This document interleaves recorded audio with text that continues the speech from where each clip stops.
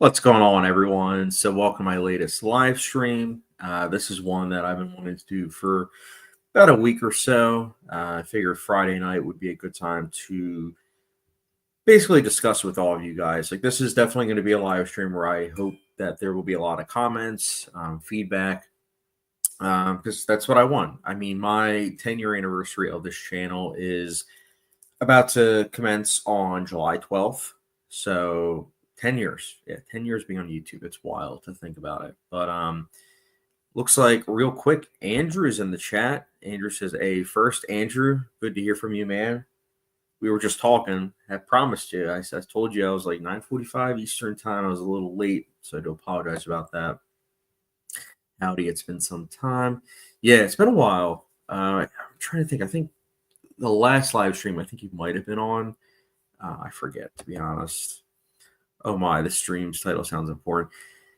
Yeah, so it's one of those things where a lot of times when channels, as they progress, they want more and more views. And I've always been on the belief that my channel is for me first and foremost. But as my channel has gotten bigger and I'm almost at 2,000 subscribers, which is great. I honestly, my whole goal was to get to 1,000 subscribers. So anything past 1,000 subscribers, it's a bonus. But I started looking at the YouTube algorithm, and my channel suffers greatly from it. And I'm not even talking again about viewership. I'm more so about subscribers. When I look at my videos, a lot of the views come from new people that aren't subscribed. I think the ratio is like 80%, 20%. So I guess my whole thing is I, of course, want to do videos for myself, but I just wanted to get some feedback on which videos you guys like the most from me. So that way I can focus on those videos first and foremost. Because at the end of the day, I mean, the fact that you guys subscribed to me, you guys clearly saw something in me as to why you guys hit that subscription button and watch my videos. But what keeps you guys coming back? That's my big thing that I want to focus on. And also what it is that makes you guys click on the videos. Is it the thumbnail? Is it the content? Is it the length? Those are things that I'm trying to figure out, because I was looking at my biggest videos, and the biggest videos are usually ones where I'm not a part of the thumbnail, which is fine, because if that's the case, if you guys like the ones where it's just like the poster, that's easy. That's very easy for me to do. I've recently started getting into doing where, I put my face on the poster and everything and have like a, clickbaity type thing. And that takes a little bit because, of course, you have to like edit and everything. And if you guys prefer the other one, that's the one I'll probably do. But I just wanted to get some feedback on you guys, especially since, like I said, it's coming up to my 10-year anniversary on YouTube. So if I can please my subscribers, that's one of the reasons why I love doing these live streams, so that way I can interact with you guys. Let's see. Can't Articulate is in the chat. Good to hear from you, Can't Articulate. Always love seeing you on Letterboxd. Andrew Lay says, "Happy 10-year anniversary of your channel. Let's just pretend I knew that and gave you the Letterboxd patronage as a gift. LOL." Speaking of which, Andrew, huge shout out to you, man, for giving me that Letterboxd Patreon. Dude, I'm not gonna lie, I thought I had gotten hacked. Like, I woke up and I saw one of the notifications that I got was you are a Letterboxd Patreon. I'm like, wait a minute. And I like checked my credit card statement and I checked my email. I was like, what is happening? And then I saw your message and I was like, oh wow, that was really nice of you. So again, huge thank you to you, Andrew. That's the other thing I wanted to get on, though, because I really appreciate that, and I'm very happy about it. And I do have a Patreon page on my YouTube channel, and that's the other thing I'm trying to figure out. Like, what is it that gets people to want to, actually be a part of that? Because one of the things that I'm trying not to do is trying to get it so that way the people that do watch aren't wanting to watch as much. That's something I don't want to do. I love having you guys all interact. So I wouldn't want it to be where it's like all of a sudden I have my live streams be exclusively for Patreon, and then it's like, well, the people that were watching, the people that would tune in all the time are no longer part of that. Like, that's one of the things that I'm trying not to do. So again, I'm trying to figure things out, which is why I just wanted to ask you guys all this. So I know it's throwing a lot towards you guys, but just wanted to give you guys my mindset right now. Oh, the view with Drew is in the chat. Hey everyone, what's up? Drew, good to hear from you, man. Hope you're doing well. Be sure everyone to subscribe to the view with Drew. He does some really good Lego videos. They're usually about 2 to 4 minutes, but they're really good. But I have, by the way, guys, it's not one of those things where I'm trying to lessen my videos. I still have plenty of videos coming down the pipeline. Honestly, I just got finished filming right before doing this my Handmaid's Tale season 5 and 6 review. So I have a lot of TV show reviews right now that I've been doing because I've been catching up on a lot of TV shows. So that also might be it. Like, I know a lot of people that subscribe to my channel first and foremost because of my movie content, and that's something that I haven't been doing quite as much. So Andrew, like, all good, Chab. But you do know the Letterboxd Patreons comes with more than customized posters and backdrops and stats, right? To be honest with you, I haven't looked too into it. I just know that when I got Letterboxd originally, it was one of those things where I was like, oh, it's free. But I haven't really looked too into it, to be honest with you. Because usually when I go on Letterboxd, like, I have a bunch of lists, but usually when I go on there, like, in the morning, it's to quickly, like, write a review, and then I'll change, like, the background to a poster that I prefer. But yeah, is there like something specific that I should be looking for? But I really, like I said, I really do appreciate that, because that was really nice. You know how much I use Letterboxd. That's something I legit use every single day. Some days more than others, but yeah. That's the other thing. Even Letterboxd, like, I use it all the time, but recently there have been some movies that I've seen where I'm like, really don't feel like writing that much, so I'll just log it.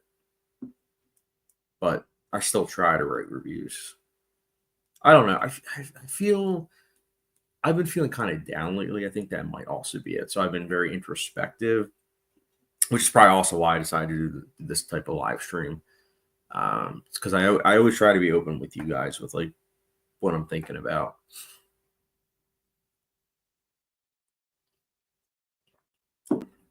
Show you guys I'm not just a machine.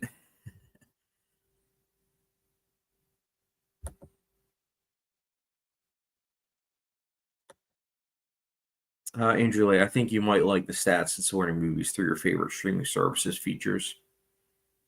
Ooh, that does sound cool. I know about the stats, which I think is really cool, because I know when I had Letterboxd for free, I thought it was really cool how, at the end of the year you get to see who's your most viewed actor, which day of the week you've watched the most movies. Like, that stuff I think is really cool, and it is nice that, now at the Patreon Letterboxd, you can see that on the daily. It's not something you have to wait until the end of the year. So I do really like that. I can't articulate. Yo, Chad, did you ever select your summer show? I finished Homeland. Now I'm watching The Shield. Nah, man. So that's kind of a disappointing thing. I've been trying to get some more patrons to break the tie, but I haven't been able to. So that's why right now, in terms of a summer show, it's been on standstill, which is kind of disappointing. But it's a tie. Like, if you look at it right now, it's 50-50. So it would have been either Homeland or The Shield, but yeah. But something, it happens. That's one of the things I was trying to figure out, like, what it is that, because I don't really know too many of my fellow YouTubers that have Patreon, so I don't really know what it is that gets people to want to actually be a part of that. That's why I actually lowered my pricing, because I was like, maybe it's the pricing, because I know the economy is kind of crazy, but it would definitely be either of those two shows. But I don't know. I might not even have a summer show this year until that tie gets broken. But we'll see. Bootzilla, hello, Chad, and everyone else. Bootzilla's in the chat. Always good to hear from you, man. Hope you've been doing well. I've been seeing some activity of yours on Letterboxd. Not too much. Honestly, Letterboxd, I've been noticing that the activity fee, it's it's like one of the things I love about Letterboxd is how it's based on order of what someone puts. But I've noticed that it's not as much like that anymore. So it almost seems like it's becoming an algorithm type thing, similar to like Twitter or Facebook, which is kind of a shame. But so I just became a Patreon, so I would definitely utilize it to the max. Dude, that's awesome. Yeah, Andrew is the one that gifted me the Patreon for that, which is awesome because it's so nice, honestly. Andrew, like funny. It's also been 10 years since I first came to New Zealand and moved there 1 year later. Stayed for 9 now. Back to Vietnam. Yeah, man. I know we were talking about that. It's wild, just some of the stuff that you were telling me with like the censorship, but also like certain movies get overseas, some don't. And it really does honestly give me even more introspection because there are only a certain amount of movies that usually go overseas, and they're usually like the big blockbusters that have the most appeal. But then like the smaller films or the mid-budget films, they usually don't go overseas. Like Sinners really hasn't gone overseas, unfortunately, which is why, despite making 275 million plus in North America, it only has like 375 million that it's made, which is a shame, honestly. So yeah, it's funny that you mentioned that. Pizza, yeah, I saw Ballerina, The Amateur, The Accountant 2 lately. Rewatched The Hurt Locker. Honestly, it's funny because a lot of these I've seen recently. I did see Ballerina in theaters. I enjoyed it. It's definitely not at the same level as the John Wick films, but I still enjoyed it. It definitely got better as it went along. The third act was a lot of fun. The Amateur I did see in theaters as well. I thought it was middle of the road. And then The Accountant 2 I watched the other day, and it was kind of forgettable, but I enjoyed the chemistry between the two leads. And then The Hurt Locker, I think it's a great film, one of the best of the 2000s. But I'm curious, how did you like those movies? Did you like them? Did you not? Be very curious to hear. Excuse me. Film Kid is in the chat. Good to hear from you, Film Kid. He says hi. He also says, I saw The Life of Chuck today and I liked it. Oh, dude, I'm glad to hear that. That's a movie I saw on AMC's Screen Unseen for, and I wanted to like it more than I did. I thought it was kind of middle of the road. The narration really held it back for me. But it's definitely a movie I hope it does well because it is an original movie, and it seems like the type of film that many people would enjoy. So I'm just hoping that's the case. And you're like, oh, we got Sinners, big hit in Vietnam, still showing in theaters. But yeah, I just saw 28 years later. Loved it, and already booked for F1 next week. Yeah, I'm jealous of you, dude. I was supposed to see 28 years later yesterday, and in Pennsylvania, there was a huge rainstorm. Like I'm telling you, the power went out near me for 10 hours. And by the way, this includes the theater near me, the one I normally go to. So they lost power as well. They just got it back, I think, I want to say in the middle of the afternoon today. So those plans kind of got pushed aside. And right now it's looking like I'm not going to be able to see 28 years later until Wednesday. I'm going to be seeing that, and then I'm going to see F1, like the early screening that Wednesday. So I'm excited, though, for both. So, especially since I remember you saying that 28 years later was really good, which has me excited. Honestly, the fact that it was shot on an iPhone has me excited enough because, when Sean Baker shot Tangerine on an iPhone, or when Steven Soderbergh, when he shot Unsane on an iPhone, like that inspired me. So I can imagine people that were my age back then watching this film and saying, wow, like this big filmmaker shot on an iPhone. And I like that. I like the fact that it's opening things up, if you will. So yeah. But I'm glad to hear that Sinners was a big hit in Vietnam. Back to the main point, because I think it was China. I don't think it opened in China, or if it did, it didn't really do too well, from what I understand. Film Kit, I would recommend you check out Juice. It's a 1993 crime film starring Tupac, and it was good. I've heard of that one. I think Marv was actually the one that was telling me about it. I'll need to check it out. I think it's on my watch list. Godzilla really liked Ballerina. The Amateur was decent. I agree with you on account two. Kind of a waste and unnecessary sequel. Complete different tone from the first movie, like a buddy action comedy. Yeah, honestly, I agree with that consent.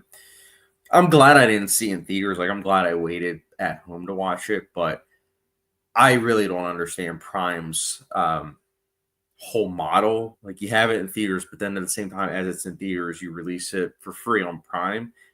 It just seems counterproductive. And the streaming age to me, maybe I'm just out of touch. Maybe I'm just getting older, but I'm just really not understanding how they wouldn't want movies to be in theaters longer, because streaming, it's a quick grab. Like, you're getting money quickly, but it's not sustainable as opposed to the theater experience. Like, you have a movie playing in theaters for a long time.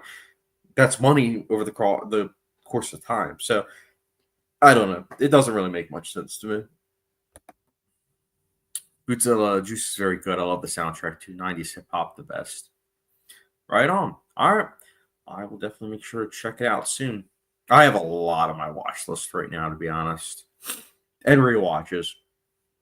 I got a bunch of physical media for my birthday, so I'll be rewatching a bunch of those. And also, those of you that are like myself that are physical media collectors, the Criterion sale for Barnes and Nobles begins June 27th to July 27th. So I'll be having a Criterion haul video rather soon. Not in the next week or so, but probably in 2 or 3 weeks. Film Kid Epizilla, that was my favorite aspect about the film, and the very menacing performance from Tupac in the midway switch it to him. Right on. Film Kid, I might show my friend Sinners. You definitely should, just to see his reaction with the tone switch. Juice is on Paramount Plus. That's good to know. Yeah, right now I have a bunch of films that I'm planning to watch. My one friend let me borrow a bunch of his movies, so I've been going through them. Bad Lieutenant, Dead Man. Those are two films that, in particular, that he let me borrow that I'm planning to watch next. And then in terms of rewatches, I got Conclave and The Brutalist from my wife on 4K, so I'll be watching those. The Long Goodbye, I'll be watching that because I got that from Sergey. Shout out to you, Sergey. Um, and then I also bought a couple films recently. I bought To Live and Die in L.A. because it dropped to 1999, and I really liked that film when I watched it for the first time last year. I also picked up The Cell with Jennifer Lopez, Vince Vaughn, Vincent D'Onofrio. My friend Narcavage, he let me borrow his 4K, and I liked it quite a bit. So I just was like, all right, I'm just gonna pick it up. Angela, yeah, Sinners was just mid for me, to be honest. 28 years later, it's definitely my favorite horror of the year so far for me. Oh wow, yeah, I don't know. I loved Sinners. I thought it was great. We'll be curious though to see if it still will be in my top 10 by the end of the year, because there's just so many films that are coming out in the next 6 months from auteur directors. Which Ryan Coogler is also an auteur director, but I'm just very curious, especially since 28 years later. I was looking on Rotten Tomatoes, and it looks like audiences aren't liking it as much, which is very interesting. But I've heard that apparently there's like a tone switch, so that might be it. It's a film awesome that you liked it. I was a senior in high school when that movie came out. Godzilla showing his age. Nah, I'm just kidding, man. I also am probably going to see the Straight Story in 35 millimeter. The Straight Story is good. It gets better too as you get older. Like, I saw it for the first time a decade ago. Thought it was solid, and then I rewatched it earlier this year, and I liked it quite a bit. With age comes wisdom, and with wisdom comes the acknowledgement of art, and that is Straight Story. Film Kit, is season 3 of Breaking Bad good? Because I thought that the pilot is the worst of the season that I've seen. Season 3 is really, really good, honestly. Breaking Bad is all about chemistry. It's all about breaking down, but it's also a show that's about building up, and each season gets better and better. Season 4 and 5 in particular are so good. So I love it.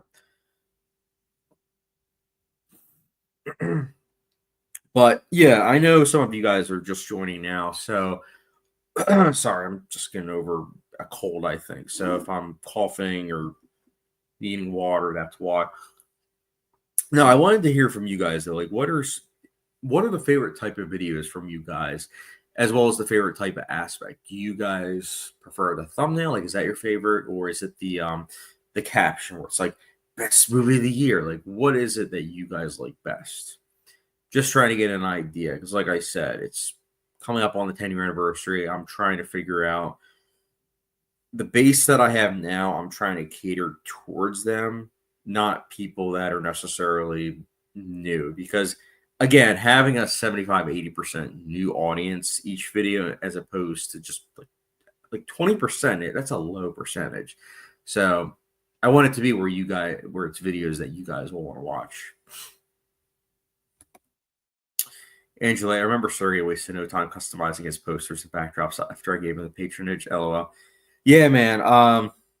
Marv's not here, but Marv actually has been using Letterboxd, surprisingly. But Sergey uses it too. Not as much as me, but he uses it too. So it was very nice of you, man. I make sure to use. I would definitely change the backdrops. Every now and then there's a movie poster like that. It's automatically that, and I'm like, I'm just gonna keep it because it works. But like I remember the cell. I think the background automatically changed to something that was kind of spoilerish. So I just changed it to a picture of Jennifer Lopez. And I'm like, maybe if someone clicks on my review, they'll watch it because of this. I don't know. Without spoiling anything, of course.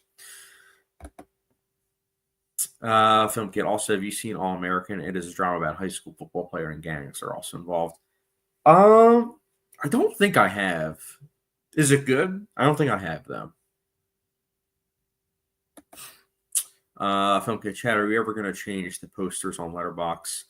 I need to figure out how to do that, to be honest. In regards, I think I know what you're talking about, where when you see the poster, it's something different.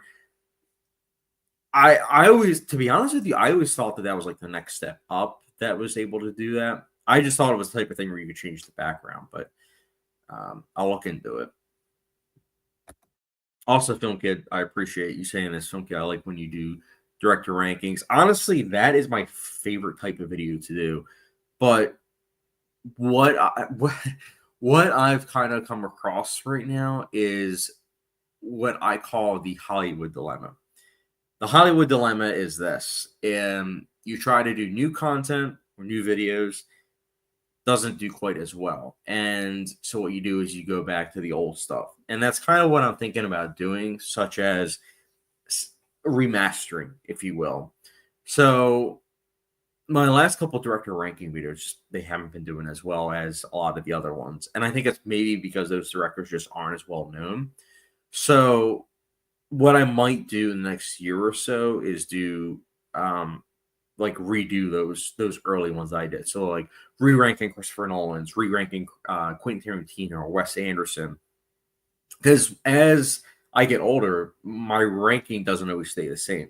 There are some director rankings where they do, but there's others where it's like, nah, this has changed a lot. David Lynch, that's another example. My ranking has probably changed quite a bit from when I did it 7 years ago. So I'm glad to hear, though, that, that is one of your favorite types, because that's what I'm trying to figure out. I have so many different videos that I do, and there's certain ones where I'm like, okay, is this what people want? Because my director ranking videos, they do well, but it's a lot of newcomers that come in to watch those videos. It's not really as many people that are already subscribed. Let's see. Film Kid, you should see my viewer rates. Oh, I'm sure they're not that bad. I just don't like seeing the fact that it's so many new people as opposed to people that are subscribed to me. So that's what I'm trying to figure out. Like when I post a video, do you guys prefer the ones where I'm like doing clickbaity stuff, or do you guys just prefer like a regular poster?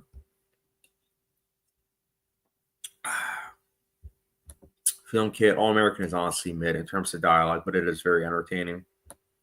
Maybe I will add it to my watch list. Angel, I like your best picture ranking series. Thanks, man. That was a series that took me a long time to do.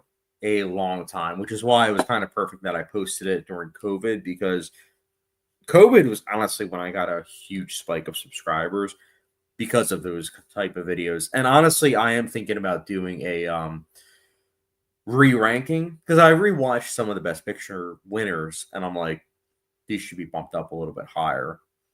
But who knows? We'll see. Film Kid, my most viewed thing is a Rush Hour live stream and has like 35K. Holy cow. That's awesome, man. See, that's the other thing. My most viewed video is top 10 must-own 4K UHDs. And I decided to do another video, another top 10 4K UHDs. Used the same wording and everything in terms of, the description, same words in terms of when people look things up. And it got a lot less views. I was like, holy cow. I was just like, okay, I see how it is. But I've heard from some of my friends that watch my videos that they sometimes don't get notifications for like 3 to 4 weeks for my videos. And I'm like, what is happening? Joe is in the chat. Hey, Chad, stop in to say hello and we'll watch VOD later. Sorry again about no 28 years later. No worries, dude. It was a shame that we had a storm the way that we did, but we'll definitely have to try in the future to watch something else. Again, I really wanted to see 28 years later. I was really looking forward to that, especially an early screening in Dolby. What are you going to do, though? Film Kit, I've been dying for re-ranking because some of them I know are outdated, along with a lot of them are not edited.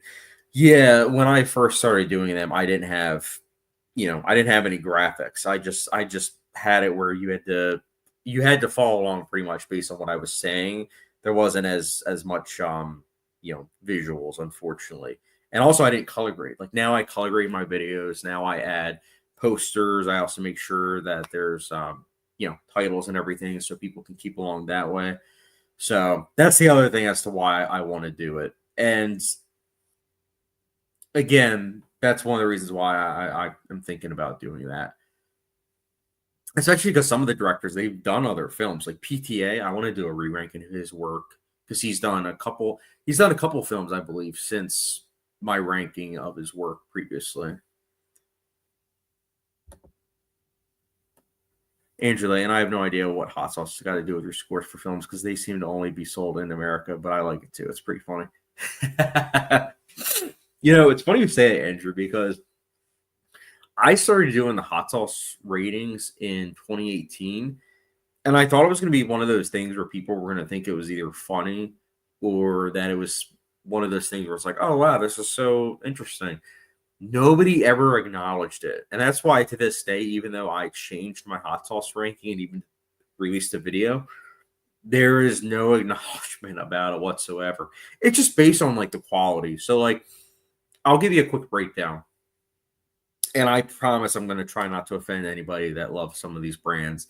Frank's hot sauce is, how do I say this nicely? It's a very generic hot sauce. It is very, as the kids say, mid. It's something that you see everywhere. It's not bad. It's something you can put on a burger, you can put on chicken, and it's fine. But it's inoffensive. That's it. That's what it is. And then with each hot sauce, it gets better and better. The ingredients are less reliant on preservatives and more reliant on fresh ingredients. And the quality gets a lot better. So that's the big thing. I mean, there is an actual hot sauce he has called Dirty Dicks. And it's not my top hot sauce because of the title. It's because it is an incredible hot sauce. Like when you taste the hot sauce, it changes flavors while you're tasting it. Like it starts off sweet and then it hits you with the heat. And I love that. I think it's so good. And I think that some of the best films are like that, where, you're slowly getting into it and then boom, before you know it, you are immersed. And it's one of the reasons why I did that. And I've kept it since, but I almost wanted to add something to it where I film my reactions of like trying the hot sauces. I feel like maybe that might be better where you see me have like a Frank's hot sauce, like I have it, and I'm like, or if I have a Dirty Dex hot sauce, I'm like, oh, it's amazing. Like, oh my goodness. So maybe I'll do that down the line. Film kid. The funny thing is that for most of that live stream, I was alone and trying to make dialogue while watching an action comedy. 5 months later, that happens. Oh wow. Yeah, I one time did a live stream of the Dexter finale because I heard so many people say that it was one of the worst finales ever. And I remember towards the end of that live stream, I was like, well, I'm not hating this. Like this is actually good, but it got taken down because of copyright. So that's why when I hear people say that they do live streams while watching movies, I'm like, how do you do that without getting like any copyrights? Film Kid got my tickets for F1. Dude, same here. Are you seeing it Monday, Wednesday, Thursday, or Friday, or Saturday, Sunday? I'm seeing the Wednesday Dolby screening. I'm pretty excited for it. Andrew Lay, same Film Kid. I can't wait to see Brad Pitt racing. Yeah, it's going to be a really entertaining film. I mean, it's Joseph Kosinski. He has yet to, as far as I'm concerned, he has yet to make a bad movie. Although Spiderhead was kind of, Film Kid, I've heard that F1 is nonstop sweating for 2.5 hours. Yeah, and racing. I've heard it's a thrill ride. Film Kid, have you heard of Takeout's 2000s crime film code created by Sean Baker? It's pretty good and streaming on Max in the US. Yes, it is also part of the Criterion Collection. I have yet to see it. I've heard really, really good things about it, but I haven't seen it just yet. I do want to do a Sean Baker ranking video, especially since I feel like he's kind of in the mainstream now because of Honora. So I do want to do a ranking of his work. I actually have a bunch of directors right now that I'm in the middle of planning to rank in terms of I have like one more film of theirs to watch and then I'll rank them. So Alex Proyas is a director that I recently finished watching all of his films and I do plan on ranking them, but I'm waiting to get my physical media copy of Dark City on 4K. Once I have that, which will be next week, I can use it as like a visual while I'm, doing the video. So and then also I have one more Gareth Evans film to watch. Then I'll rank his work. And then Sergey and I are going to be collaborating on Mel Gibson's films, ranking them from worst to best. And later this year, Noah Baumbach, I've seen all of his films, but I'm waiting until his new film comes out later this year. Then I'll rank his work. And then Yorgos Lanthimos, he has a film coming out this year. So once I see that film, I'll then rank his work. So again, it's one of those things where I'm kind of ahead of the curve, so to speak. But I always try to be a year ahead in terms of the director ranking list. Because again, that's in terms of all my videos, that is probably my favorite series.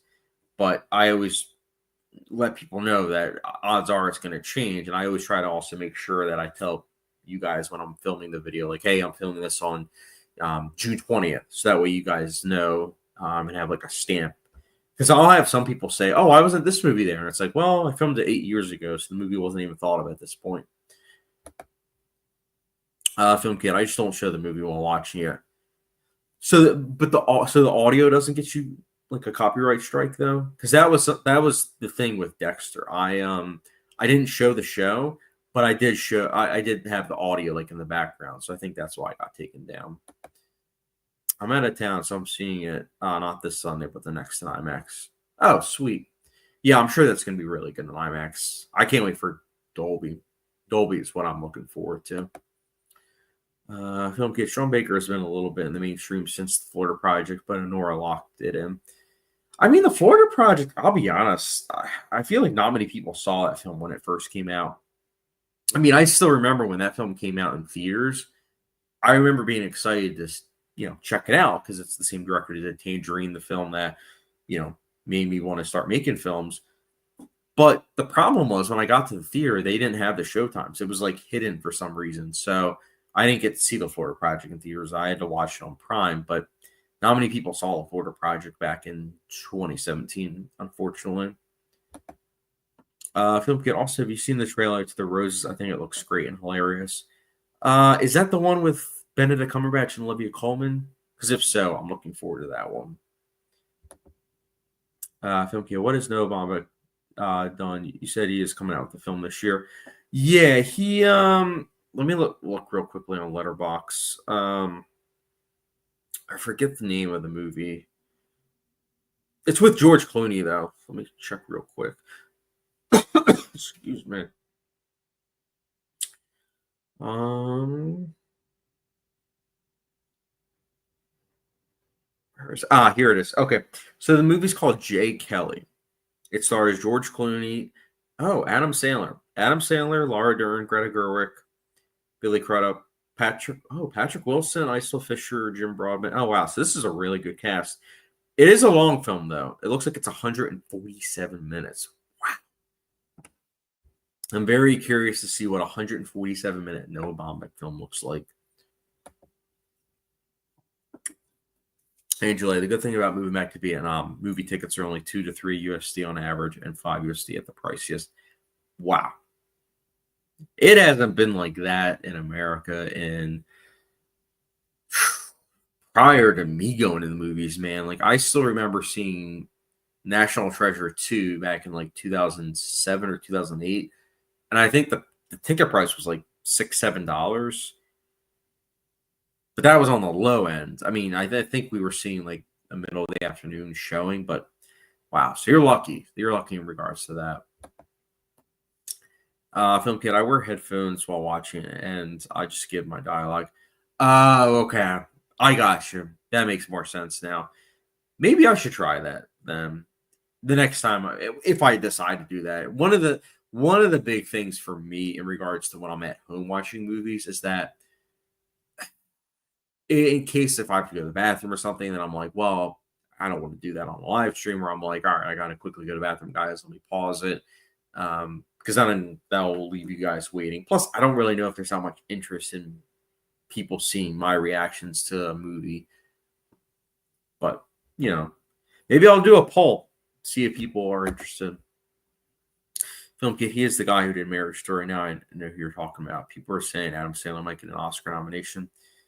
Oh, is it already screened? I didn't know it. I didn't know it's screened, to be honest. It's funny because this could be Adam Sandler's big year in regards to just films coming out because he has that, and then he has Happy Gilmore 2 coming out. So I think he'll have mainstream success with Happy Gilmore 2 and then critical success with Jay Kelly. But we'll see. Angela, Oscar for Adam Sandler. Dude, don't even get me started on how he did not get nominated for Uncut Gems. I don't understand. I really don't. Like, that was such a great performance. What Film Kid said, Adam Sandler should have gotten nominated for Uncut Gems. Third best film of all time, in my opinion. It's a great film. I love it. I'm looking forward to seeing what the next Safdie brother film is going to look like. The what's it called? Something the Machine. I forget it, but I'm excited for. Oh, this Massive Machine. That's the name of it. I'm excited for that, and I think that The Rock will probably be good in that. Film Kid, it's just people predicting Adam Sandler should get a nomination because they were Oscar channels. They were out of content, so they just need to start predicting. Okay, I got you. Yeah, I know what you're talking about. That's the thing, man. Like I do give those kind of channels props, because I've always had difficulty with like keeping up. Like when a trailer drops, everyone just immediately, gives their thoughts and everything. And for me, I'm just like, I need to process what I saw. That's even the case with TV shows. Like if something comes out, I'll usually wait a little bit to gather my thoughts. Usually also Oscar for Ralph Fiennes. My most consistent emotion throughout 28 years later was anger at the fact that Ralph Fiennes is an Academy Award winner. Yeah, it's kind of wild, man, because he was close with Schindler's List. That was probably the closest that he was going to get an Oscar. Although Conclave, an argument could be made that he was like the number 2 or 3 choice. But yeah, he should be an Academy Award winner by now. The fact that he got snubbed with Grand Budapest Hotel, that in itself is sad. Film Kid, the Smashing Machine from Benny Safdie and the other brothers making Marty Supreme, which is going to star Timothy Chalamet and Glenn Paltrow, and Tyler, the creator, is also going to be making an appearance. Oh, sick. Okay. I'm excited for both, honestly. Oh, dude, I completely get what you're saying. Safety, not softy. Andrew, you and I are on the same page. I rewatched Grand Budapest Hotel and got so frustrated knowing he wasn't even nominated. Yeah, that's the type of performance that you watch it and you say to yourself, "Oh wow, it's good to hear he got nominated for best actor." And then you look at it and you're like, he didn't get nominated? How?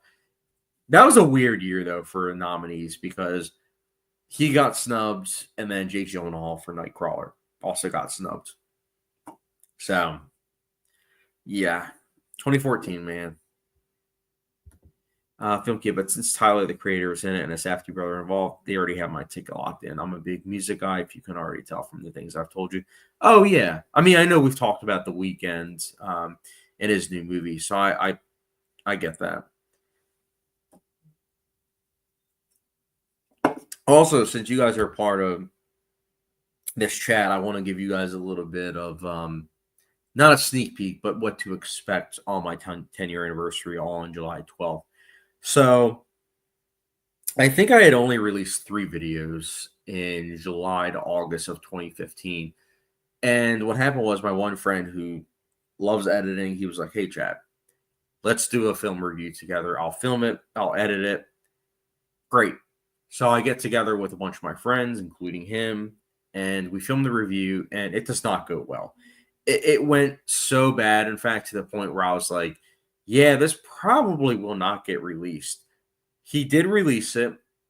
He did not send it to me, though, because he isn't the best with that kind of stuff, with sending things. So what happened was he posted it on Facebook, and for years I told him, like, dude, this video, I need to add it to my channel. And for years, he said that he would do it. And finally, this year, what I did was I screen recorded it on my phone, saved it, quickly not added a couple things, but made it so that way I could put it on YouTube.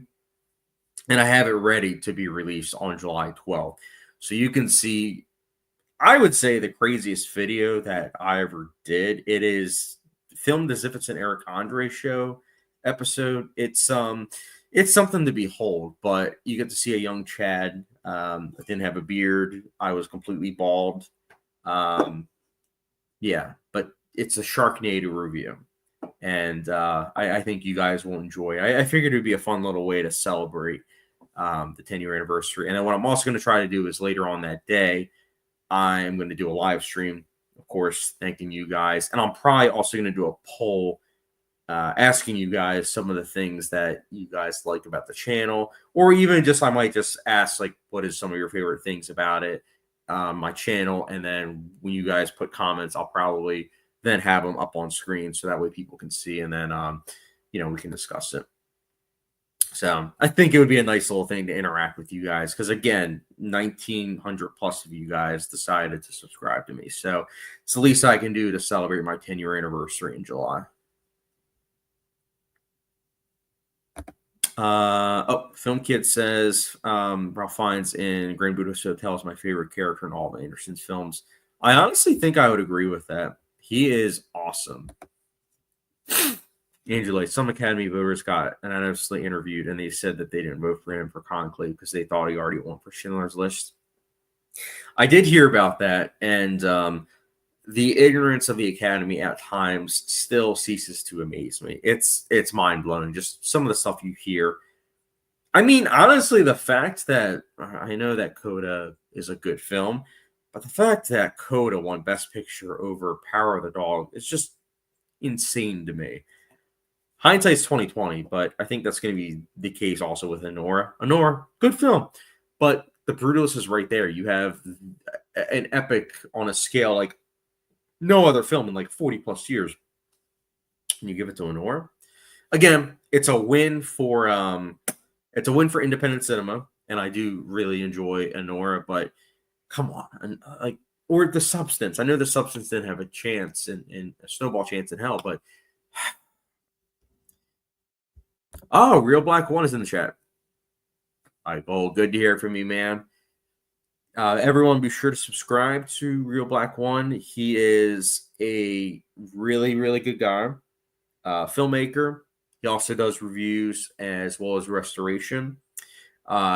He's currently restoring a film called Riverbend, which I actually did see, and I quite enjoyed it. He is meticulously restoring it, and honestly, one of the things I like the fact that he's restoring it is when he was on my channel, he educated me about the restoration process about it too. So it's really cool, honestly. So I recently saw on, I forget which platform it was, but that he did unveil that it is going to be getting a theatrical release, which is exciting.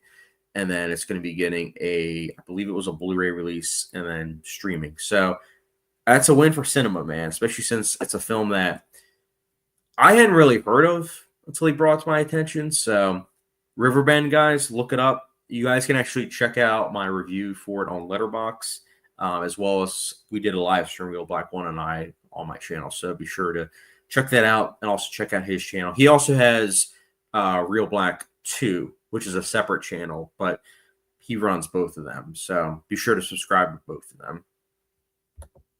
Also, Film Kit says, one thing that I really hate about being so young and a movie reviewer is I've been made fun of before by certain people, and it sticks. But, at least I have people who like my content. Dude, honestly, it doesn't matter what age you are. That's something that unfortunately will always follow you. I mean, even me, like, I'm almost 30 years old, but you still have people saying, like, oh, you're too young to review this. And it's like, my dude, I've literally been reviewing films 10 plus years. Like, even before I was on YouTube, I was reviewing things for my college paper. I was reviewing things in high school. So there are plenty of older people that have not seen as many films as you, Film Kit, or even myself. And there's a lot of times there's ignorance on YouTube. You'll hear people say things and it's like, really? Like, I remember I did a review for the movie Unplanned. And if you get a chance, I would highly recommend you guys check out my review for Unplanned, because it's a film that's all about abortion. And of course, I hated the film because it is incredibly stupid. It's a really, really bad movie. But I gave my views on the movie and everything. I tried to be as objective as possible. And I remember this one Christian person literally said, you should go back into time and abort yourself. And I'm thinking in my mind, I'm like, aren't you like anti-abortion? You're telling me to abort myself? But honestly, I thought it was funny. But yeah, you come across a lot of interesting comments. But the nice thing is, because my videos early on, I explain to people, I spoon feed them what subjective or subjective means. I haven't been getting as many comments about that. So I would say you could always say that as well. Like, you could say, like, hey, my opinions can be different from yours, and that's okay. Because then if they say something like, oh, your opinion's wrong, it's like, did you see the beginning of the video? And then it makes them seem stupid. So sometimes that can work. Angela, oh, what is this old video review Chad did? Is it going to hinder Chad's chance of running for office? If I were to run for office, there's that video, and then there's another one where, honestly, I think my biggest offender was in 2015 when I did my top 10 worst movies of 2015. And to this day, I look at it and I'm like, I can't believe I did this. I did a impersonation of Sofia Vergara because I thought it was funny. And it was like a couple years later, I was like, why did I do that? I'm like, that is just, it's not good. But, something, I have it on the channel so that way people can look and see how much I've progressed. And also this Sharknado review, you guys will see how much I've changed as an individual, because a review like Sharknado is not something that has come on the channel before. So it's going to be one of those things where I think you guys will be entertained, but keep in mind that it's going to be an experience. So I don't want to hype it up too much, but it's definitely a cringe video. Film Kid, even though I wasn't necessarily pumped about Honora winning, Sean Baker gave some of the best speeches. He did. And the fact that he talked so much about the theatrical distribution was awesome. He also talked so much about collaboration, independent cinema, and just how important it is that we have films as an art form. So it was nice. I will say his speeches were great. There's no denying that. But man, like best actress, that should have gone, in my opinion, to Demi Moore. I like Mikey Madison a lot, but like Demi Moore gave like an incredible performance, like an insane performance. I also think that I know that Carly Fargent did not have a chance at all for The Substance winning Best Director, but I would have liked to see Brady Corbett win for The Brutalist for Best Director. So I just wish that they spread the love out a little bit more because Honora winning Best Picture was about as entertaining as the Eagles beating the Chiefs. Marv, if you're listening, you heard me say that correctly. Real Black won. Hey, we gotta support each other, man. I'm looking forward to, by the way, collaborating on the Criterion Hall next month. There's some movies I might be upgrading. I'm on the fence. I might be upgrading Videodrome because I own it on Blu-ray. I think it looks really good, but I've heard the 4K restoration is on another level, and I'm a huge fan of Cronenberg, so I might have to upgrade. So, but we could talk about that. I'm sure there's some that you're thinking about upgrading too. Majorly, I would have lost it if The Substance won Best Picture. I would explode in joy like Monster, like Sue in the movie. Dude, I would have too, honestly. That would have been insane. But I remember usually before the Oscar ceremony, they'll have it where there'll be anonymous voters talking about who they voted for. And a lot of the anonymous voters said that they either didn't watch The Substance because of the content, or they did and they just didn't finish it because of just how crazy it was. So I knew there wasn't a chance it was going to win Best Picture, but I thought for sure that there was momentum for Demi Moore winning. But I think it's one of those things where because everyone saw Nora and that movie is on the shoulders of Mikey Madison, so people are like, all right, well, I love this movie. I'm giving it Picture Director. Why not give it to Best Actress as well? So I think that's what happened.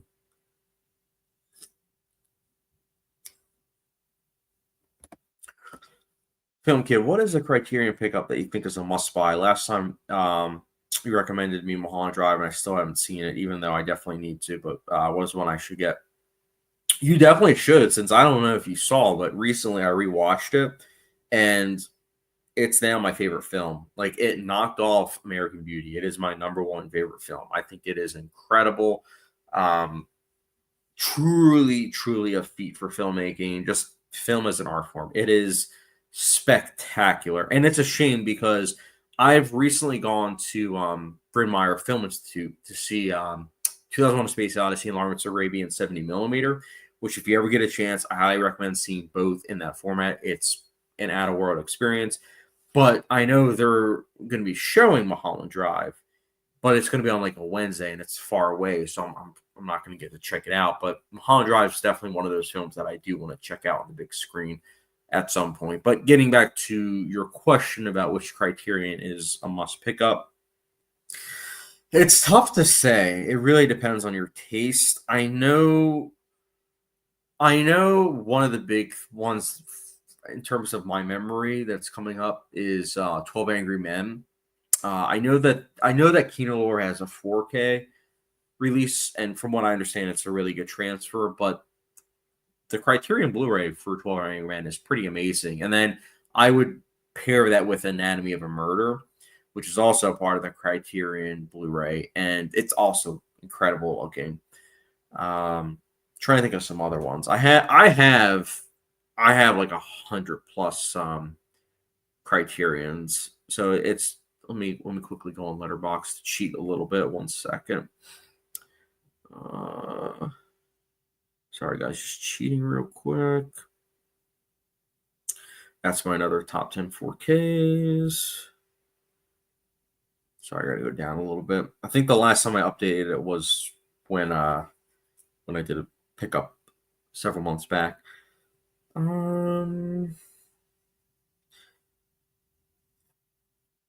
See, the problem is there's a lot of Wes Anderson films where I would say, yeah, this is a must pick up, but his movies are all getting upgrades. They're all getting upgraded later on this year.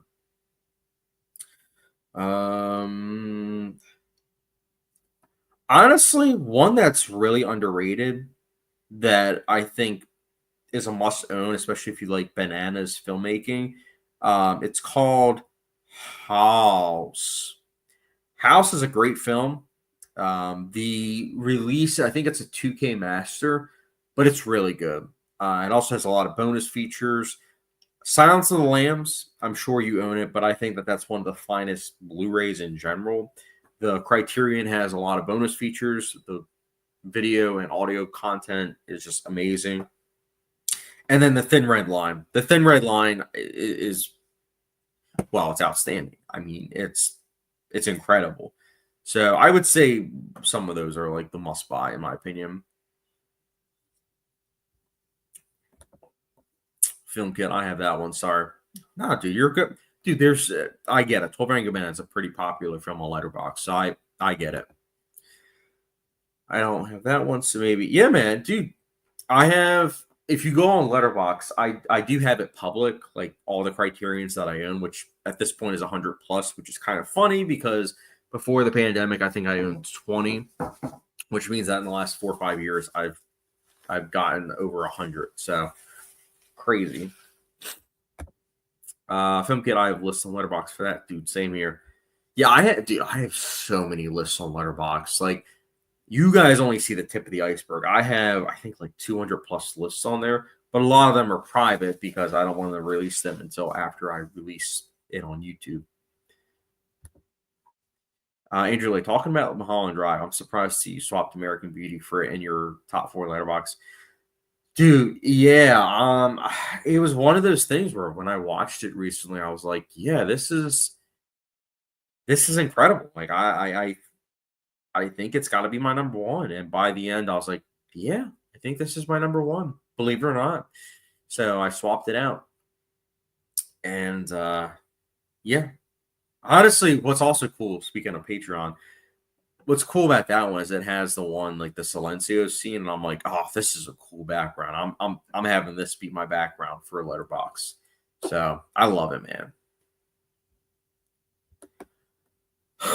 Excuse me, film kit. Also, do you like my Lahane profile picture? Let me see real quick.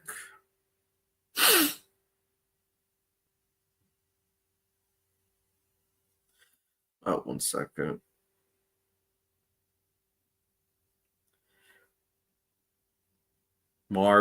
Sorry guys. Marv just texted me. He's like, y'all still on? He's a character. By the way, speaking of 28 years later, Marv gave 28 years later a half a star out of 5. That's wild.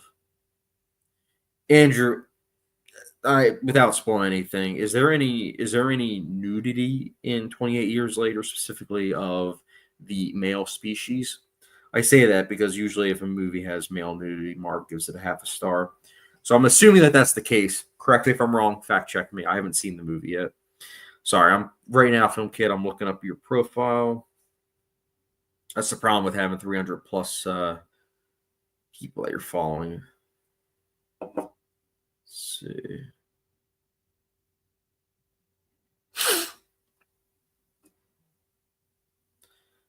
How long ago was it that I started following you? Let's see.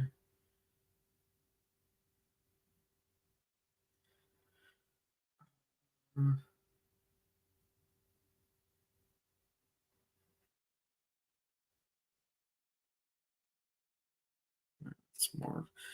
I'll have to look you up. Sorry, film kid. 1 second.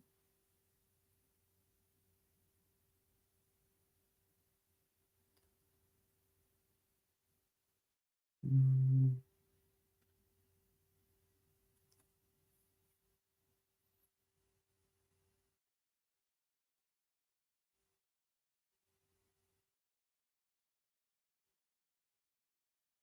Sorry, I'm still looking, guys. I apologize. I'm trying to find his profile.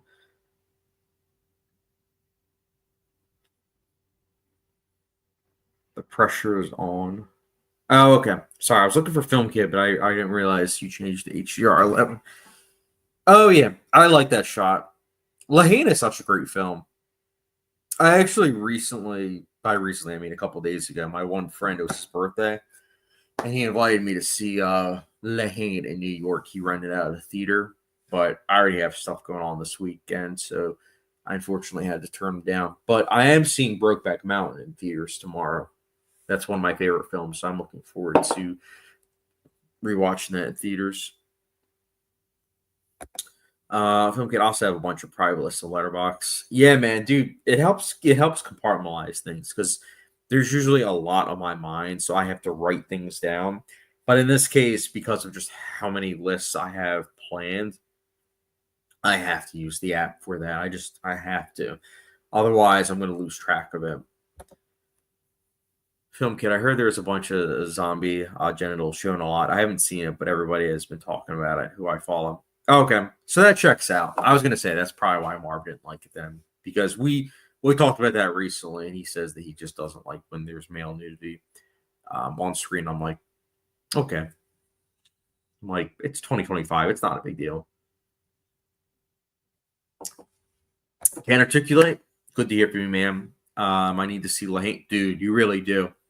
If you don't like Lahane the first time, I get it. I saw it in early 2018 when I was like super depressed. Wasn't in the best state of mind watching it, but rewatched it when I bought it on Criterion, and I liked it a lot better. I saw it as a great film. So if you're not a big fan on first watch, totally get that. I would just recommend rewatching it down the line. And I agree, Brokeback Mountain, it is a masterpiece. It is an incredible film, and I will probably cry watching it in theaters. That's what I'm predicting. It's just one of those films that when I think about it, I'm like, wow, that's a sad film. That's a really sad film. Angela, the 28 years later nudity is so funny. A ton of it. I love it. Just that Vietnamese censorship laws require theaters to blur out all of it directly on screen, despite it's already an R18 admission. Oh my goodness, that's actually hilarious. See, it's funny you mentioned that because when Indian cinema films come over here, they have that. They'll have things like blurred out, or they'll have like on the captions, they'll have smoking it causes cancer, and it's like, smoking is bad for you. And I'm like, yeah, we get that. We understand that. Why are you detracting from the movie? Like, come on now. Like, if you got a rating, people understand why it's rated. So just stop spoon feeding us. Like, come on now. Film kid, show Marv Brokeback Mountain. He'd probably love it. I don't think he. I know you're kidding, but I don't think he. I think he probably saw it when it first came out, but I highly doubt that he liked it. Marv is unfortunately old school in that fashion, but I'm slowly trying to, get him up to date. But of course, he didn't respond back. Not yet, at least. Typical Marv. Film kid, Lahane is top 5. When I first saw it, I didn't fully appreciate it, and I rewatched it in theaters. Now I love it. Yep, dude. Some films are like that, where it takes a rewatch to fully appreciate it. Honestly, when I hear people say, "Oh, a film shouldn't be that you have to rewatch it," it's like, what are you talking about? Like, that's life. There are plenty of times in life where, for example, if you meet someone, not everyone gets along upon first impression. First impressions aren't lasting impressions. Sometimes it takes a couple times to meet someone, to get to know them, and then you realize, oh yeah, I like this person, or oh, I don't like this person. Same thing with movies, same thing with music, same things with TV shows. It can sometimes take rewatchability value to either detract or improve upon something. So that's just my 2 cents, especially since with age comes experience, and with experience comes appreciation. Like, there's certain films I've seen 10 years ago that I rewatched, and I was like, oh wow, I got a lot more out of it because of just some of my life experience. So, or even just maybe people I know that have gone through something like that. So, film kid, I haven't seen Brokeback Mountain. Dude, you should watch it. It's in theaters right now, and it's part of AMC A-List. I would highly recommend you check it out. I think it's going to leave theaters on Wednesday, but if you get a chance, I highly recommend it. Jake Gyllenhaal is in it, Heath Ledger, Anne Hathaway, Michelle Williams. It's a great cast, and it's very well directed. Angela, I also saw that Mulholland Drive scene for your backdrop on a lot of Pride Month watch lists.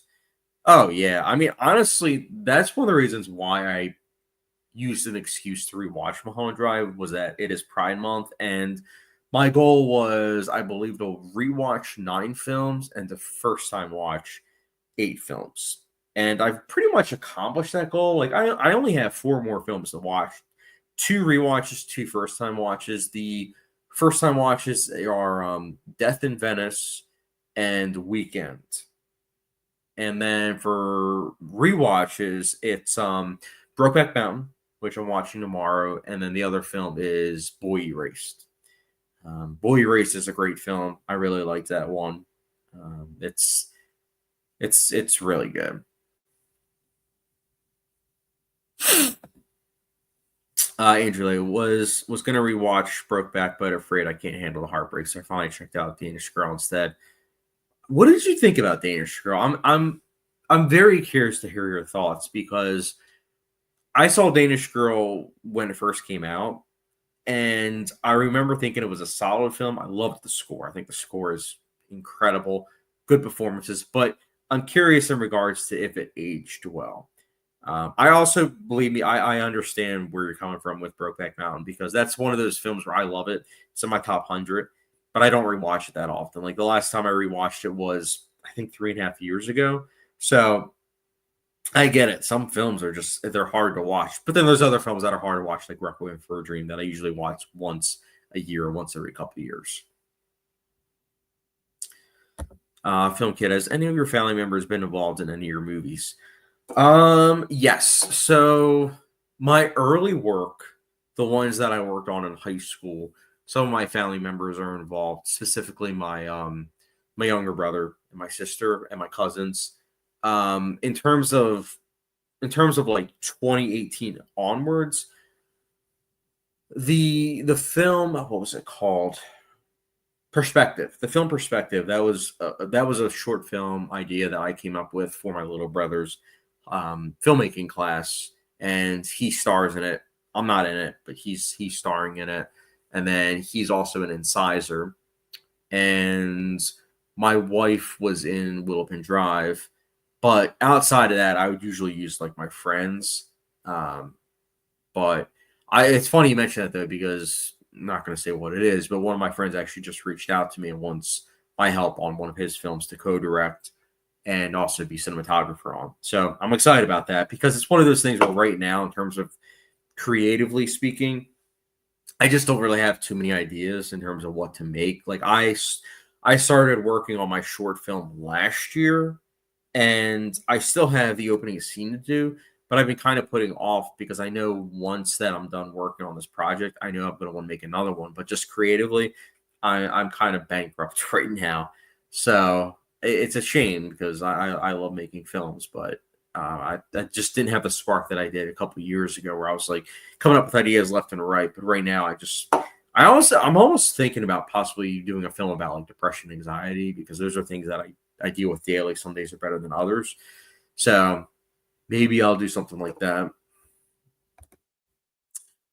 Film Kid, what about Call Me by Your Name? Great film. I think it was 2 years ago I watched that for Pride Month. It's one of those things where I own a lot of Pride Month movies. There's no way I'm going to be able to watch all of them in 1 month, though, and also balance other movies that I watch. So there were some movies that kind of had to be cut. But other movies I've been kind of making a point to watch. But yeah, like Power of the Dog I wanted to watch, but I wasn't able to fit it in. Trying to think of some of the other Pride Month movies. Carol is one of my favorites. I love that film. Turns 10 this year. But I'm waiting until Christmas because 10 years ago, I watched it on Christmas Day, 2015. So 10 years later, I'm going to be watching on Christmas this year. Andrew Lay held out for that because I thought it was just another Tom Hooper Oscar bait, but it's actually a solid, well made. Oh, okay. I'm glad to hear that it's still solid and well made because, like I said, I had that same thought process where I thought it was a solid film, but I was like, that was 10 years ago almost that I watched it, so I'm curious if it held up. Can't articulate. A lot of my favorite movies are for Pride Month. Carol, Mulholland Drive, Brokeback Mountain. These are awesome choices. These are all some of my favorite films of all time. Mulholland Drive, number 1. Brokeback Mountain, top 100. And then Carol is in my top 250. Great movies. Great movies. The Handmaiden's another one I wanted to just throw it out there and recommend to everyone. I think that's an incredible film.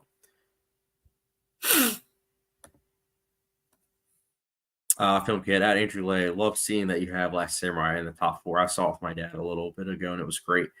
That's a great film. Hans Zimmer's score is so underrated.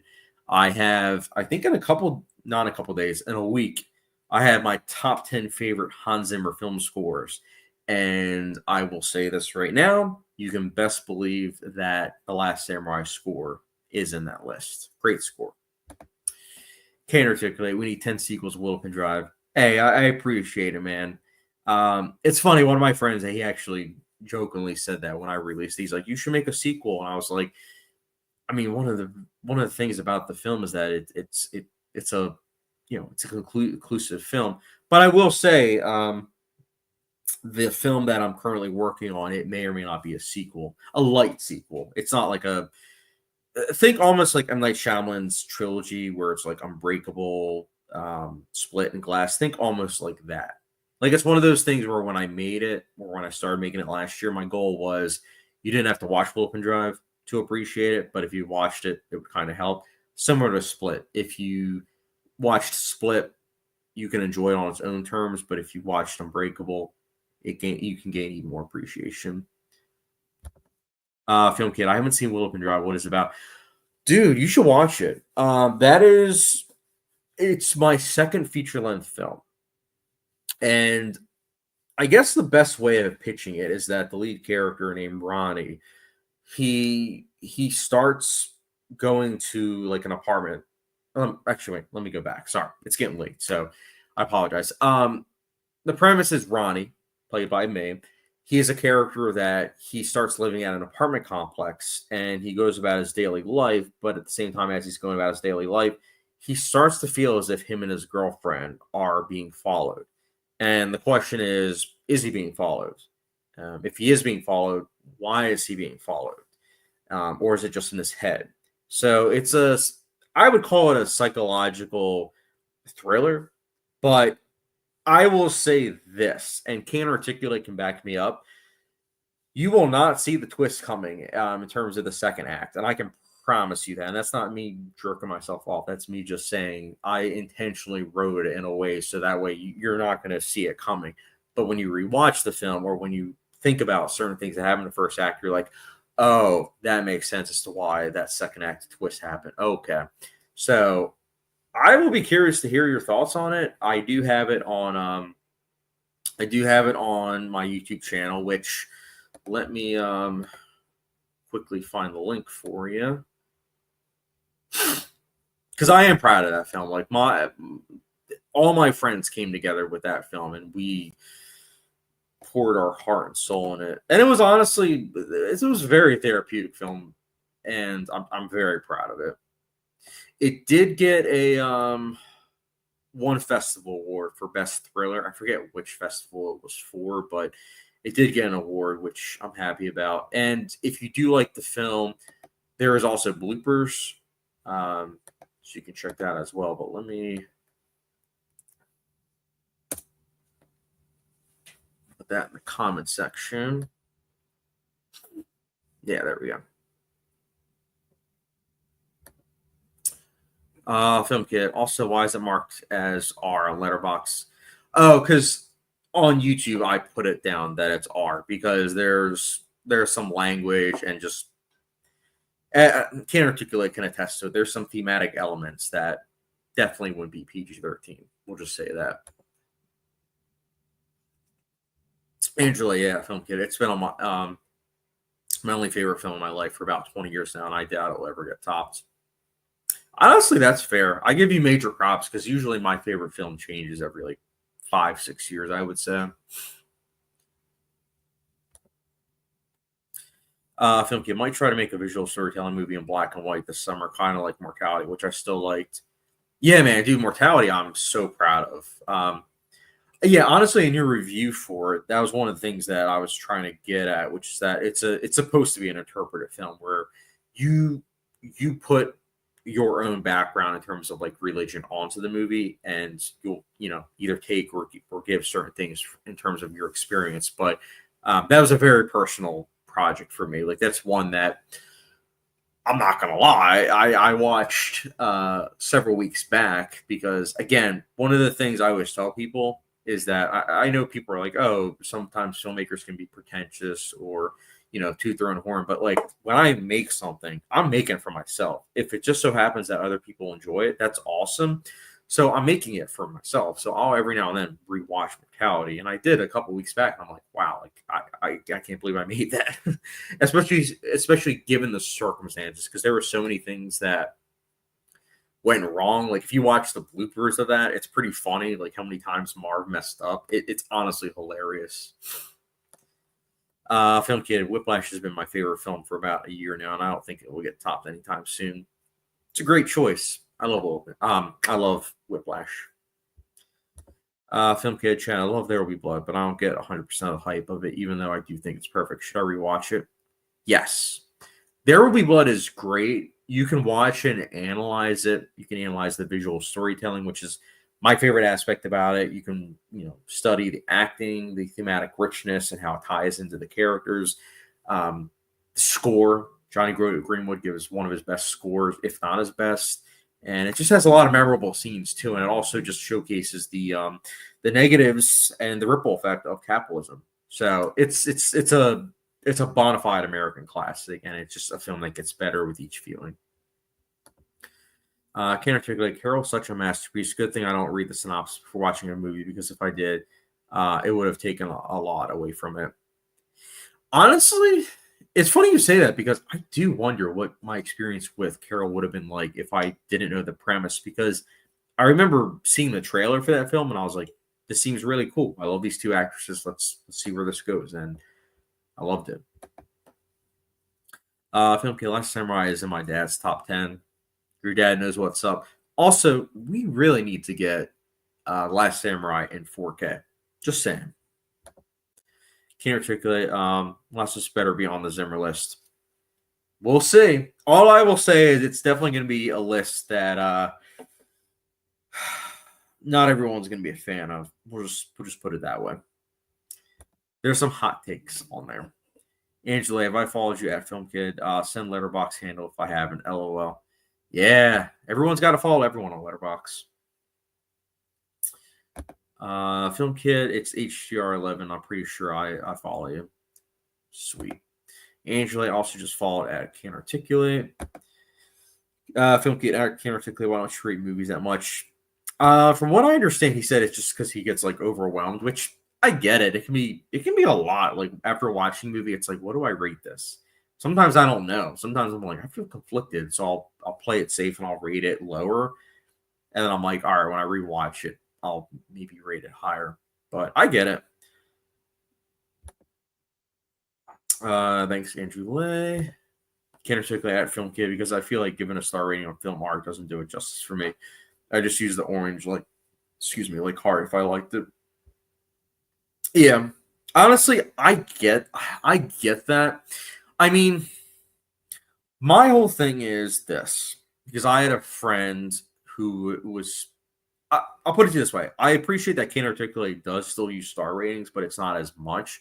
I have one friend, though, who had like an all or nothing mentality where it's either he gives it a heart or he doesn't. And I'm like, it's 50-50, though. You have a 5-star system. Like you can give half stars, 1.5, 2. You know what I'm saying? Like there's so many different ratings you can give. So I'm like, it's a wide spectrum. It's nice.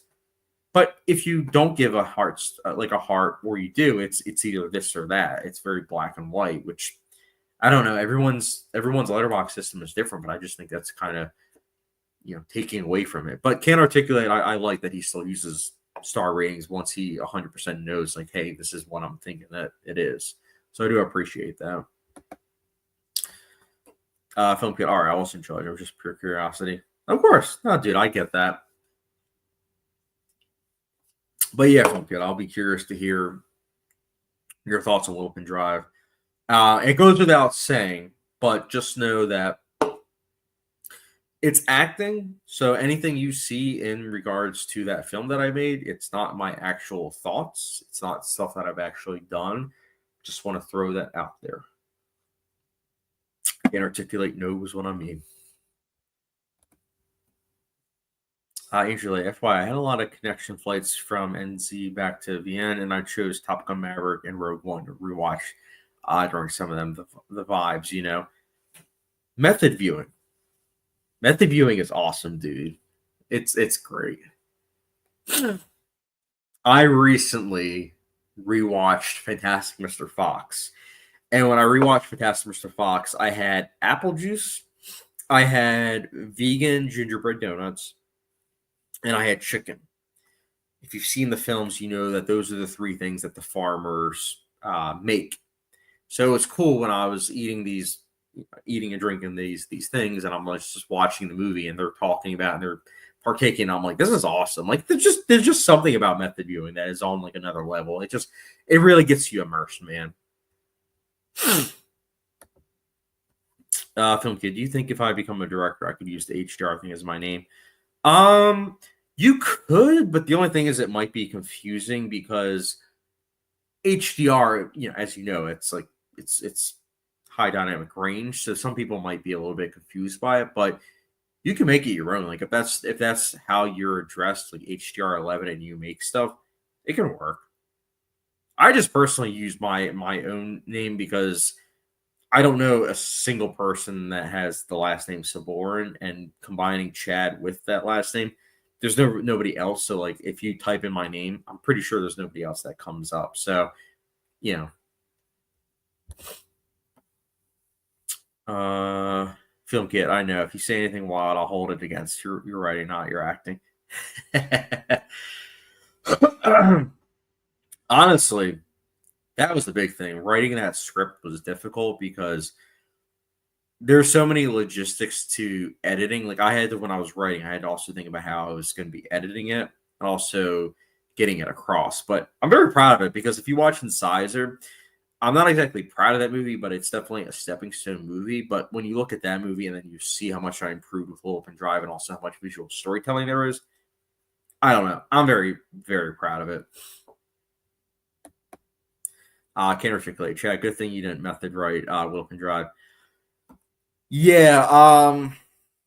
Yeah. Let's just put it this way. I used the incognito browser when I was doing research for this film.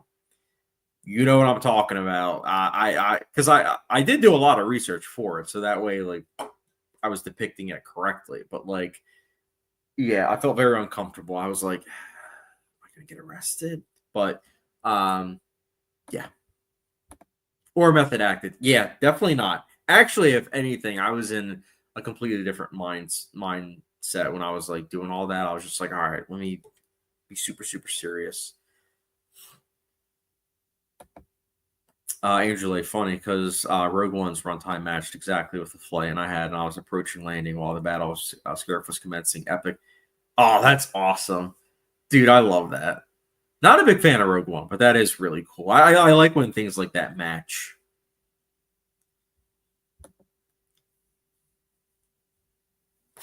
Angela, talking about Rogue One, I've got to check out Andor Season 2 sometime.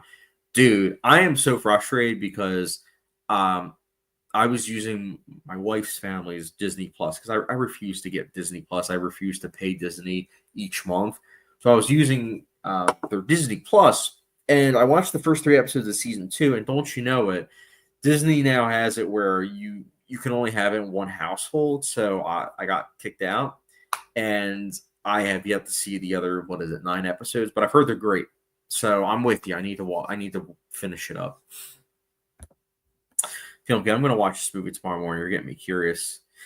Yeah, man. I'm telling you, like, there's a lot that I put into that movie. Like, I am not Stanley Kubrick. I'm not saying that I am, but every single scene I put details in it. Like, it's one of those things where Mortality is what I watch the most of, but Will Open Drive is probably what I'm most proud of because I do not know if I'll make another feature-length film, and I do not know if I'll make another film that tackles like those type of themes. Like that film put me in like a dark place. But to be fair, I was in a dark place, like just where I was with the pandemic and everything, with what was going on with my family and everything. There was just a lot that I was mentally going through. And so making a dark film kind of worked out. Although there is one scene that is funny, And it's a scene that some people I could see saying feels out of place, but for me, it's very important because it gets you to understand the characters and where they would be if they weren't doing what they're doing. So trying to be vague, but can't articulate incognito. Yeah, you know what I'm talking about.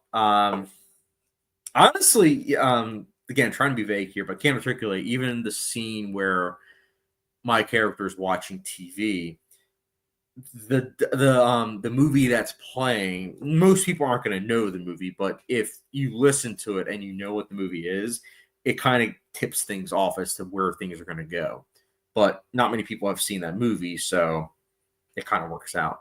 And that movie is honestly what I used as a template for what I wanted to do. Where I was like, what if people knew?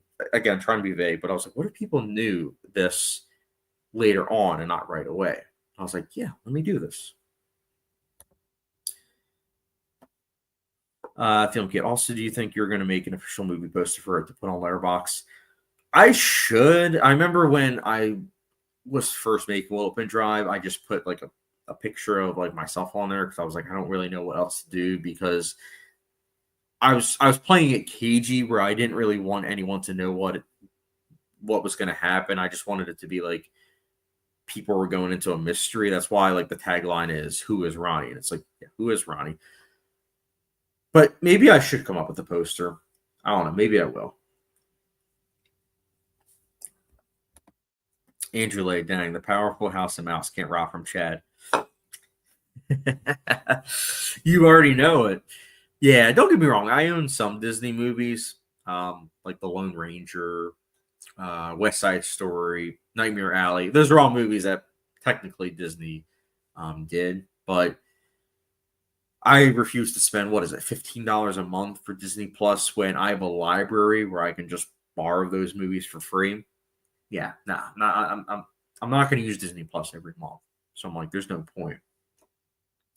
But I know what you're saying. You could always do a trial run, which is true, but then I have to make sure that I set aside 9 hours in a week to watch a TV show and make sure that I'm in the mood for it too.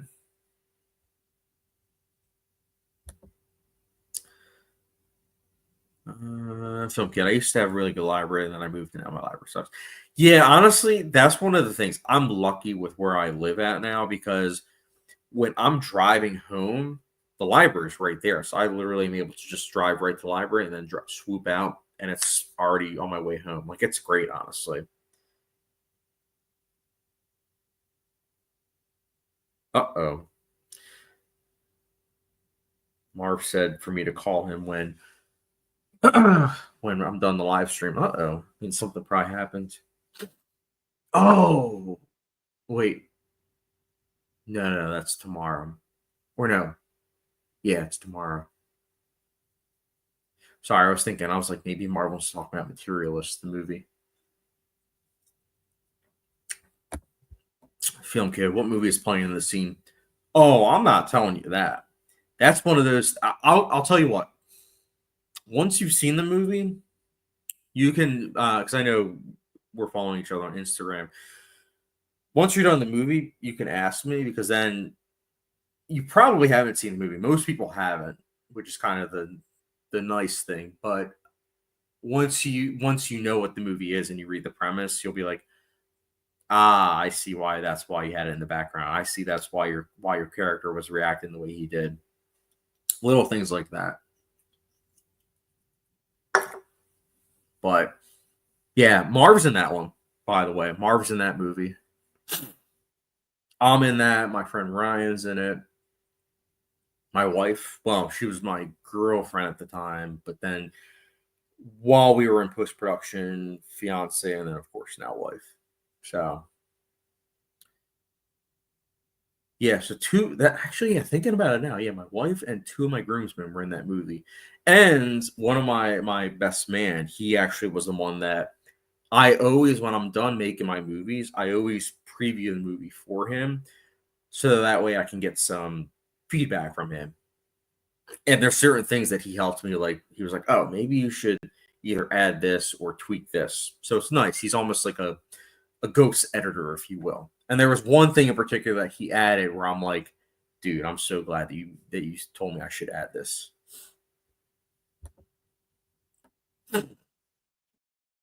Usually, I'm lucky that I live in an expat area now, so there's a lot of local coffee shops and bars that show indie Hollywood movies. Just gotta find time for them, I guess. Yeah, man, dude. Honestly, that's the thing though. Trying to balance it out, like indie films, indie Hollywood films in particular, as well as just you know films that are blockbusters, as well as films that are from the country that you reside in. I mean, honestly, I should be watching more international films than I do, but sometimes I'm just so overwhelmed that it kind of gets put on the curbside. Like I love Indian cinema, but I haven't really watched that much Indian cinema this year, unfortunately. So it is a shame. But yeah, guys, I'm glad that we're interacting all of this, and I want to say this: I really do appreciate all of you guys' support. You know, just with all of this. So already feeling better.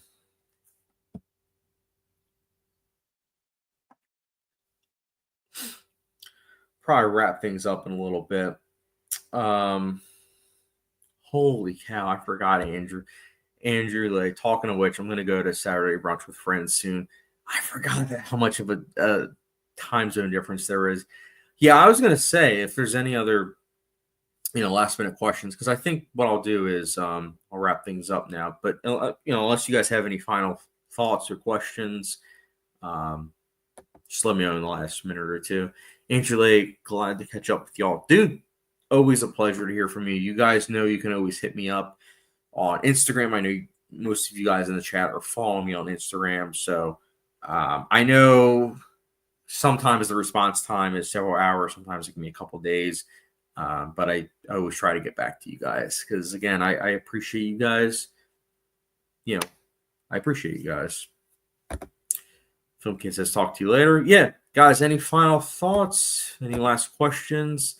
I hope you guys have a good weekend because things are heating up in the East Coast. I'm sure around the country it is as well. So it's a perfect excuse to be in a theater. Air conditioning, good movies. Good sell. Thanks, Chad. Dude, of course. You guys are the best. I love hearing from you guys, especially seeing, all the familiar faces where I'm like, oh, Bootzilla's in the chat, Film Kid, Andrew. I appreciate you guys. It's nice. And I'll occasionally see other people that crop up in the chat, but it's good to hear from you guys. It's almost like catching up with old friends, where it's like, oh yeah, this is what we were talking about prior. Film Kid's in for a treat, though. I'm excited to hear his thoughts on Open Drive.